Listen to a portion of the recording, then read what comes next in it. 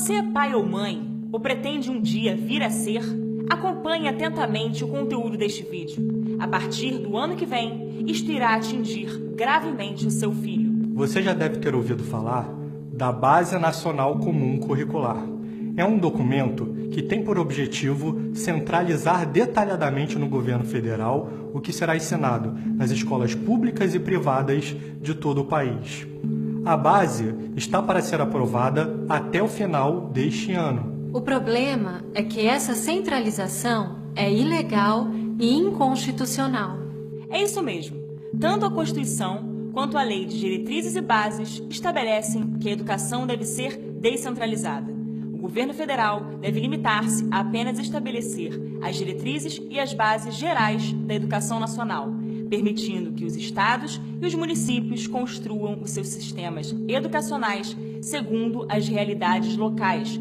Quando o governo federal decide centralizar e controlar em detalhe o que deverá ser ensinado obrigatoriamente em todo o país, os pais passam a perder o controle sobre a educação dos seus filhos e as escolas perdem iniciativa e autonomia. Mais do que isso, essa centralização e controle passam a ser utilizados para doutrinar e ideologizar o conteúdo do ensino. Por exemplo, se o sistema não é controlado de modo centralizado e você não aceita que seu filho seja ensinado de uma determinada maneira, você pode dirigir-se à escola e exigir que seu filho seja ensinado de outro modo, ou você pode trocar o filho de escola.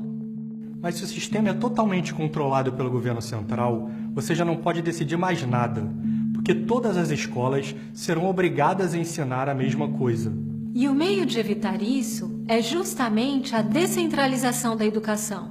Foi para evitar que um processo ditatorial seja iniciado a partir de dentro da própria escola que a Constituição estabeleceu uma educação descentralizada para o Brasil.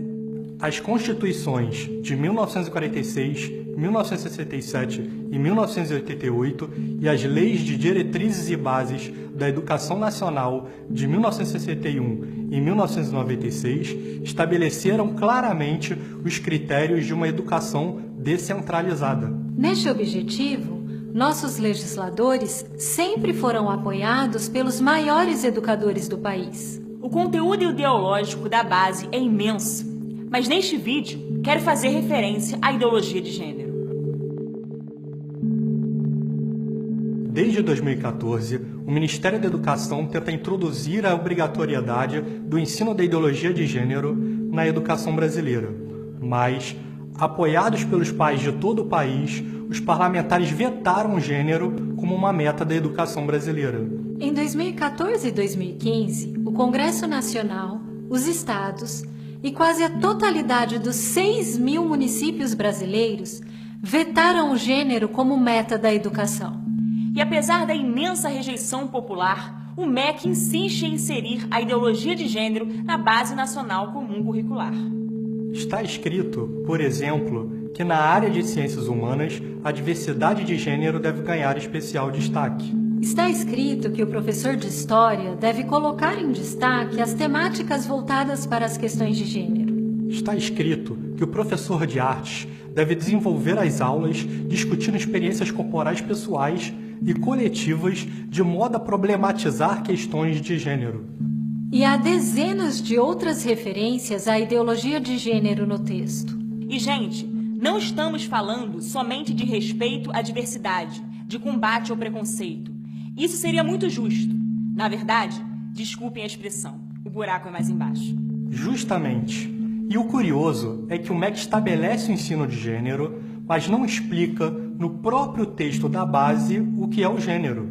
Primeiro, aprova-se o documento. Depois, explica-se do que se trata. Ainda bem que não precisamos esperar o MEC explicar para entender melhor o assunto. A explicação se encontra nos textos dos principais teóricos do gênero. A principal expoente do gênero é a americana Judith Butler, que diz que o gênero é uma construção social sem qualquer base na realidade biológica. Segundo a autora, você não nasce nem homem, nem mulher, nem gay, nem lésbica. Você deve aprender a se construir desde cedo, com tantos gêneros quanto quiser, e não pode ficar preso a qualquer tipo de gênero. Segundo a teoria, A sociedade impõe a algumas pessoas que sejam educadas como pertencendo a um gênero para exercer poder sobre outras que são educadas para serem de outro gênero. Os principais gêneros que foram inventados para isto foram o homem e a mulher.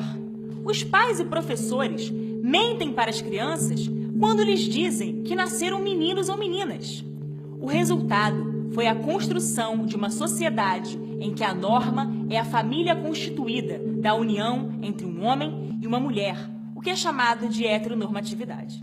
Para que possamos nos libertar destas construções, é preciso então que as crianças experimentem todas as formas de identidade de gênero e de orientações sexuais, para que elas percebam, desde cedo, que todas essas identidades são fictícias e são socialmente construídas como um discurso de poder, o que produzirá a desconstrução da própria identidade sexual de cada um e também da família. E isso só poderá ser feito através da escola. É isso que é a ideologia de gênero. Mas isto não é ciência. Essa é a ideologia que a base está exigindo que seja ensinada a toda a nação brasileira.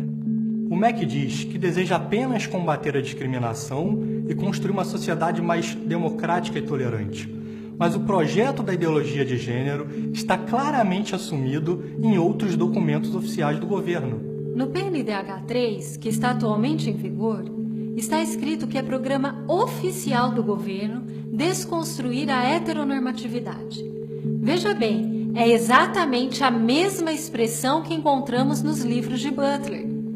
Isso é o mesmo que desconstruir a família tradicional e também vai fazer parte do currículo nacional. O governo irá obrigar os professores a ensinarem, os alunos a aprenderem e pais a terem que aceitar.